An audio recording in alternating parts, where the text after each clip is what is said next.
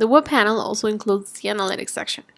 Analytics provides visual information divided into 5 main categories: history, dwell time, heat map, connections, and timeline. So let's review each of them in detail.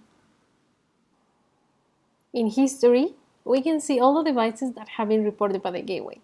We have the option to select the time period for which we want to see the data and also filter the different proximities. This is especially useful when we want to see, for example, devices that were in the immediate proximity for, let's say, the past hour. So we click Search, and this will filter out all the information. If we click on the proximity ring, we will see all the unique IDs or MAC addresses of the BLE devices identified by the gateway on the past hour in the immediate proximity. Now let's review dwell time. Dwell time shows how much time a beacon has stayed in the range of the gateway. We can select the time period for which we want to see data. We can also change the interval and also select one or all the receivers we have available. So let's say I want to see the information about the gateways for yesterday during 7 and 8 p.m. Let's change the interval to 15 minutes and keep all the receivers and hit search. This will show the device count for each of those 15-minute intervals and define them by proximity. If we change the interval to 1 minute, we're going to be able to see in more detail how the device's count changed from 1 minute to the next. For example, we can see that we started with a device count of 90, and then 2 minutes after that we lost 2 devices. This information can be useful if we want to know, for example, how many people were in a meeting room during a particular time of a day when we know a meeting was taking place. Now let's go to Heatmap.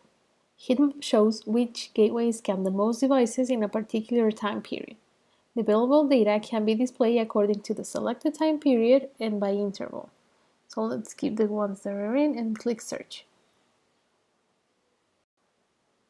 We can see that both our gateways scan a similar number of devices during the last hour. If we change the interval to 1 minute, we should be able to see in more detail exactly how many devices were available by the minute. Now let's talk about connections. Connections shows which devices were in range of the same gateway at the same time. We can select the time period, change our interval, decide which receivers we want to check, and also here we can filter by items, but we will talk about this later. Now let's hit search. On the results, we can see that one of these beacons was in contact with as many other devices as seen by gateway ID R8QOW for the past 30 minutes. And last but not least, timeline. Timeline displays the proximity of the beacons to a particular gateway, so it basically shows which devices were in the immediate near or far proximity of any gateway and the total time that device spent in each proximity. Here we can also filter by items, but we'll review this later. So let's click search.